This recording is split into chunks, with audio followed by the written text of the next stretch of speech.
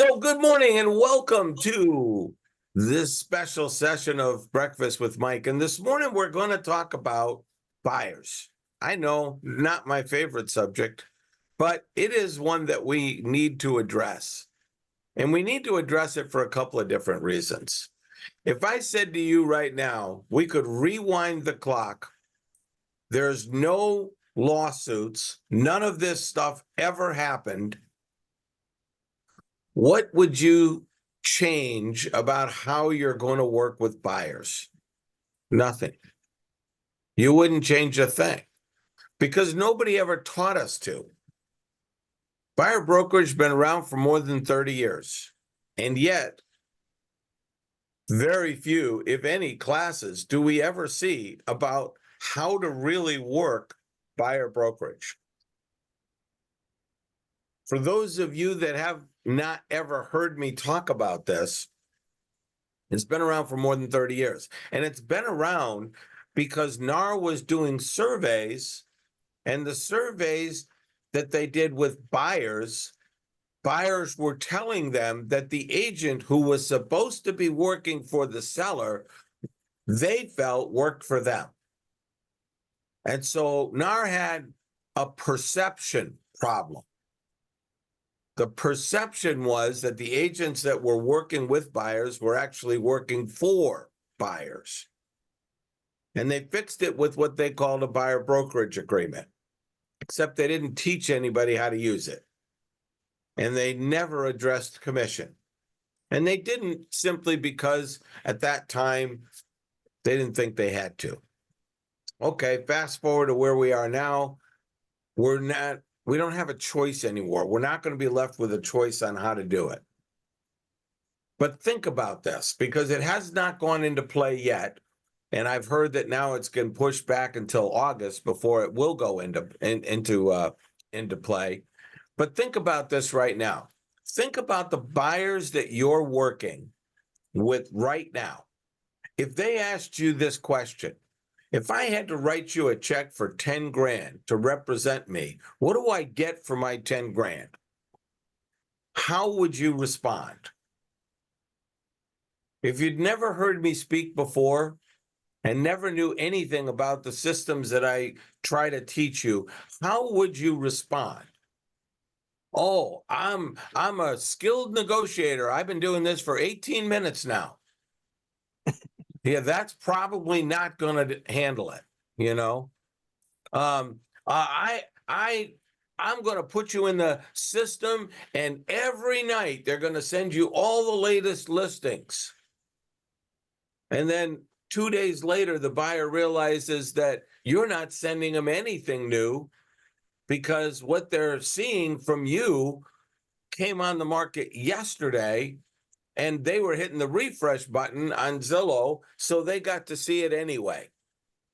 Nothing you're sending them is going to have any effect whatsoever. And this is one of the things that we are hearing out there right now that buyers are saying. I don't need you. I don't need you. I could get everything I want just by going on to Zillow or just by going on to realtor.com. Everything's there. That's their perception. And unless you change their perception, they're going to continue to feel like they don't need you. You know, there are some videos that I've seen out there that are not far from the truth when they say some realtors, the only thing they ever do is open the door and let the buyer go in. And when the buyer turns around and says, yep, that's the house, they take out a contract that's got a bunch of blanks in it that were made by attorneys, and all they do is fill in the blanks. That's it. And they're right. There are some realtors, that's all they do. And I've made this comment before. If you just got in the business yesterday, I mean yesterday, you could show a house today, fill in the blanks, and get the same pay that somebody who's been doing this 5-10 years is getting with no education. because we all know to get your license, that's a whole different scenario. That class has very little to do with the actual day-to-day business. Absolutely. So how would you answer it if they said to you, what do I get for my 10 grand? Up until now, we've never had to worry about answering that question because that 10 grand was being paid by the seller, or at least that's what we thought. Is it true? I suppose when you look at a closing document, the money is normally listed on the seller's side. There are those that will argue that, yeah, I know, but it's the buyers that decide what the final price is going to be, and they actually finance the commission. I don't care how you look at it. It doesn't matter. How do you answer the question? What do I get for my 10 grand? Why should I buy a home using you? And folks, if you can't show what's going to separate you, if you can't show what you will actually do and don't use all the cliches that we have used for the last 30 years, you're going to be hurting. You know, the truth is a lot of people that I have a lot of respect for are saying, you better start going to get listings because unless you make some changes on how you work with buyers, you're not going to have buyers. So you better have listings. Well, they're saying it to the people who, don't get listings. There are a lot of agents out there. I remember being taught this many, many years ago. Everybody's taught, go get listings, go get listings, go get listings. And what do you realize in really early in your career? It's not that easy to go get listings. And so what ends up happening? Well, I'm going to work buyers for a little while. And then it never changes. You end up working buyers your whole career. Well, that's going to change because now you're going to have to prove to somebody why.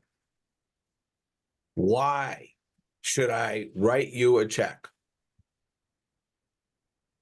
Over the next few months, I'm going to really hope to expand this. But right now, today, I'm going to give you 3. But before I do, I need to share something with you. Most of you have heard me talk about this. Well, I'm not going to just talk about it. I am going to keep beating it into your heads until it's there. I learned something this morning. I haven't been beating you enough. I need to do it more because some things I'm still not getting through. So I know this one's going to be hard because the perception of this is simply totally against me. But I'm going to say it anyway. And you can Google the numbers because I'm not making this up. If you Google the total number of houses, homes, 1 to 4 families in the U.S., last time I checked, there were 144 million homes. If you Googled the number of actual sales in 2023, NAR released the stat that it was between 4 and 5 million. It was under 5. I want to say something, 4.7 sticks in my head, but it might have been less than that. Do the math. 4.7 divided by 144. It's about 4%. 4% of all the possible homes that could sell actually did sell in 2023. 4%. Now, for those of you that know me, you know I don't go by those kinds of numbers. I look at, okay, that means 96% did not sell. That is not a lack of inventory. That is a lack of homes in MLS. That's what that is. So when I start talking to you about Why should I write you a check? When a consumer says to you, why should I write you a check to represent me? That number needs to be in your head, because every other agent that you're competing with, and I can call them competition or I can call them colleagues, I don't care at this point. They're not going to buy into this. They're going to buy into there's a lack of inventory. And if all you use is MLS to determine inventory, then you will buy into that theory as well. It's that simple. If you believe what the media is posting, that we have a lack of inventory, and by the way, they're not the only one saying it. NAR says it. We have a lack of inventory. I see it every day, every single day. We have a lack of inventory. We don't. We have a lack of homes at MLS, but we do not have a lack of inventory. 96% of the homes that could have been sold, and by the way, you can do this state by state. I know we have a bunch of people on here from New Jersey. Do the math. Roughly 2.6 million homes in New Jersey. A little over 100,000 sales. Do the math. It's like 3 to 4%. It doesn't change. I don't care where you, actually, we got some couples in Massachusetts. It's even lower in Massachusetts. The numbers were even lower than 4%. That is not a lack of inventory. We need to change our mindset. I'm not saying go knock on every single door in Massachusetts. I'm saying they're available. We need to find them. Many years ago, the first time I sat down in a Floyd Wickman program, first time, we were told three-part formula. Each week, focus on bringing in a saleable listing first. Part 2, separate the lookers from the buyers. And part 3, sell in-house inventory first. Let's focus on that step 1. Each week, focus on bringing in a saleable listing first. You have a choice. You can let the market determine your success, or you can determine it. If you sit back and wait for stuff to happen, you're letting the market determine it. If you keep investing in things that have 7, 8, 9% returns, you are letting the market determine it. A lot of you know me. I'm not normal. I know that. Doc told me that yesterday, too. I'm not normal. I don't look at 7, 8% returns as a good investment. I want 70, 80% return. And the only way to do that is to get outside the box and start realizing 96% of the homes did not sell last year. So when that buyer says to you, why should I write you a check? I want you to say, boy, I hope you're asking that question of anybody you talk to, because it's a great question.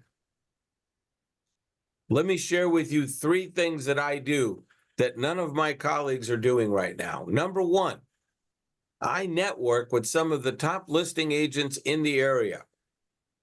Now, you might say, well, other agents can do that too, and that's true. They can, but they don't. And what I know is that many of those top producing agents don't put all of their listings online right away. Many times they have listings that aren't going to come on the market for a month or 2 months or 3 months, but they know that those people are going to sell. And when I call them and say, listen, I've got a buyer, they've got this, they've got that, they've got this, they're pre-approved for this, what have you got coming? Many times they have said to me, well, I've got something coming, but it's not going to be on the market for another 6 weeks or 8 weeks. By networking with those people, I find out about properties that you're looking for before anyone else can. Would you want me to do that for you? And wait for them to say, well, yeah, okay. The second thing that I do is I include a home warranty for all of my buyers. Now, I know that you may have heard of home warranties, but they usually go with listings. I include them for my buyers. And here's what I mean by that. Home warranties cover all of the major mechanicals in a house. I know that most buyers don't have a lot of money left after they purchase. There's just nothing. They're putting everything they've got into it. And I also know that a lot of mortgage people and banks are concerned about that. Because what they're concerned about is something happens and the buyer doesn't have any money to fix it. So by me offering this home warranty for you, that will be, it'll be done at closing, obviously, but by me offering that, it's good for a year. All of the major mechanicals are covered for a year. And you can extend it. And if it's not covered, we can put an add-on to it.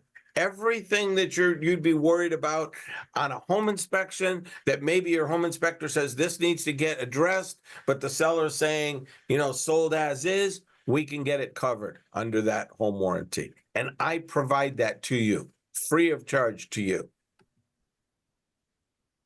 And number three, and probably most important, I don't wait for homes to come on the market. What you may not know that I do is that even just here in this state, roughly 4% of the possible homes that are out there actually sold last year. 4%. So when you say to me that you're looking in Zillow or you're looking in realtor.com and you don't need me, you're right. You don't if you want to deal with the 4%. But if you want to deal with the other 96%, then you need somebody like me. Whether I'm calling it old expireds that might fit your need, or a sale by owner, or knocking on the doors in a subdivision, I will find your house. And the odds are it's not in Zillow, it's not on realtor.com or any of those other third-party platforms. So anybody who's saying, I'll just send you stuff through MLS, most of the time you've already seen those, haven't you? Yeah, I know. But you won't be able to see the ones I'm going to find for you because they're not in MLS. And by the way, if they're not in MLS, then they're not on Zillow or realtor.com because that's where they get their information from. So when you say, I'm going to check I'm going to check Zillow, oh, wait, it's not there, I'll go check realtor.com. It's the same stuff. But the 96%, that's not in MLS. And so it's not on Zillow or realtor.com or any of those platforms. So you can go knock on every single door yourself, or you can hire somebody like me to go do it for you and then negotiate for you. Now, I don't know if this is making sense to you, but I want you to realize that when you hire somebody like me, I'm not just going to wait around. I'll go find your house. That's what you pay me for. Those would be at least three things right now that you can use that would help you to stand out. Well, Mike, I don't know about walking around in these areas and it's up to you. One thing's for sure. If you wait for business, you are dependent on whatever the market will give you. And right now, the market's given us plenty of lookers. I don't know how many buyers, but they're giving us plenty of lookers. And those people, they don't have anything new to look at. So they're getting frustrated. So they meet somebody like you who's willing to do more. I hope this is making sense. I'm going to actually leave the recording on right now just to see if there are any questions that you guys might want to throw at me. So feel free to come off of mute and tell me I'm crazy, because I already know. Okay, I'll start with that. You're crazy. But I think what you're really saying is you can see what the importance of having that network and having that surrounding, because it works on both sides, like you said. So I don't really have a question, just more of a statement to it. I think it definitely works. If you are starting new in real estate, it is something you should learn from the beginning. Because I found myself just running around in circles, and if I would have started maybe building that network, it would definitely make sense. It's not 100%, but it definitely makes sense. Well, you can't change what's in the past, but you can start today. Correct. Yep. So, how many of you could see a difference between those three things that I just suggested and what most buyer agents have been doing up till now? Well, I think a lot of people are scared of the home warranty. Like, I think they don't want to pay that $500. I'm just being honest with the warranty. Like, if you cover that warranty and you spend the $500 for them, I think that a lot of agents are like, I don't want to take that out of my commission, but they don't realize the value in that. Yeah, well, first of all, I don't care about the other agents. I only care about you. I care about the people that I work with, okay? And I look at this as something that there's no doubt in my mind that most buyers are spending all that they have. They don't have anything left. And by you putting this on there, and by the way, there's nothing that says you can't include it as a closing cost with the contract. And if it doesn't go through, then you pay for it. But That's just what I let do. them know that they're not going to have to pay for it. You also have your lender partially kick in too. You could. Sure. Yeah. I have not seen this done. I'll be honest with you. I have not. I used to put a home warranty on all my listings. I Okay. do too. Yeah. And I did it for two reasons. Number one, I knew it was a marketing piece that I could use. And number Yes. two, and this, a lot of people don't know this, brokers do, it actually reduces your E&O insurance Right. if you've got a warranty on it. I don't know if you knew that or not, but it does. I just did it. And I thought, why aren't we doing it with buyers? So what else? Come on, you got to have some other comments here. I can speak to that. Go ahead. First of all, I never paid for a home warranty in my life in this career, but this is how I handle it. If I'm representing a buyer, I almost always, 99.95%, get it as a part of the closing cost just you suggested.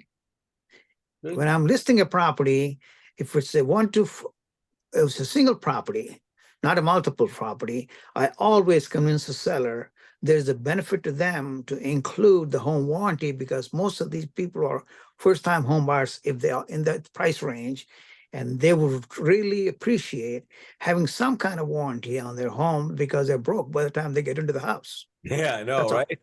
That's all. Yeah. Yeah, I think it's a little bit of insurance that you're giving them back. Or Yes. not, maybe not insurance, but assurance, you know? Yeah. Just to clarify that, Sam, what you're saying is you have the seller pay for it. Yes. And that would be my first choice, include it as a closing cost. Or like Chris said, includes it with, ask the lender to get involved with it, pay a piece of it. Also, One there's of- companies with the home warranties that if the seller agrees from the infancy of the listing, the warranty will cover the property during the life of the listing. And that's something that Yes. would make the seller more agreeable and more assuring for them as well. Yep. Exactly. Exactly. So while they have the property listed, they're covered. Yes. Yes. Correct. Not Based bad. on what that warranty provides. So depending on which level of warranty they choose, it would be applicable for those systems. So they And pay. here's the thing right now. Hold on, Ray, and come back in a sec. But most sellers are not putting home warranties on their properties right now because they don't feel they need to because of the market we're in. Okay. So it's not necessarily that they're going to be saying no to it like out of hand, because chances are it's been brought up. They just chose not to. That's Yeah. all. Go ahead, Ray. Question was, so the sellers are paying right away up front as you take the listing? No, Nope. they don't No. pay till closing. They don't pay the Right. close, but they're covered. Yeah, they Correct, get it's coverage correct. If for the free. If property the doesn't- house does not sell, they don't pay a dime. That's correct. That's a sweet Un- deal. Yeah. Unless there is a warranty work that happens during the listing time, if it doesn't sell, they are billed for that. Say that again. If they need work done that would fall under the warranty before closing, then they'd get billed for it. They'd get billed for the cost of the warranty because you're using the system. Correct. But if All they right. do, they get it covered. The only thought I had was, instead of spending all that money with the postcards and marketing, use the money for the warranty is the best form of marketing. There is that. So Anybody else let's go back to the buyer side. Are these three things something that most other people are not doing? I don't think they know about it. I don't think they want to implement these things. Other agents. Other agents, yeah, I don't think they want to. So are we separating ourselves by using them? Correct, yes. Does it help to answer the question, why should I write you a check? Because that's what's coming. That's what's coming. There's people out there now that are saying, well, they're going to put MLS in charge of the violations. That ought to be fun.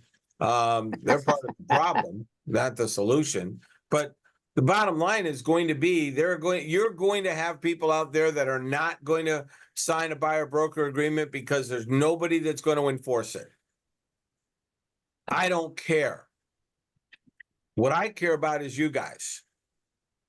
Okay? What I care about is, I said, buyer broker's been around for 30 plus years. We should have been doing this for 30 years. Don't let NAR or MLS or anybody else tell you what you should or shouldn't do. This is something we should have been doing for 30 years. So let's start proving why we're worth it. Because we are. You bring a lot. When you represent a buyer, you bring a lot to the table. All I'm trying to do is separate you from what some of these other people do, because it is a true statement that you could get in the business yesterday, go open a door, fill in the blanks, and get paid. You know that, right? So how do you separate yourself from that? I had a meeting with some agents Thursday. That was yesterday. And we talked about bringing more than just these three things. And I'll challenge you to the same. What can we offer to the buyer? No cliches, but what can we offer to the buyer that can help separating you from the competition? The more you think about that, text it to me, email it to me, whatever. No cliches. Don't tell me about your, oh, I've got 18 minutes experience, so I'm the go-to person here. Let's talk about things that could separate us. I'm going to turn the recording off because I think we've put enough of that part on it.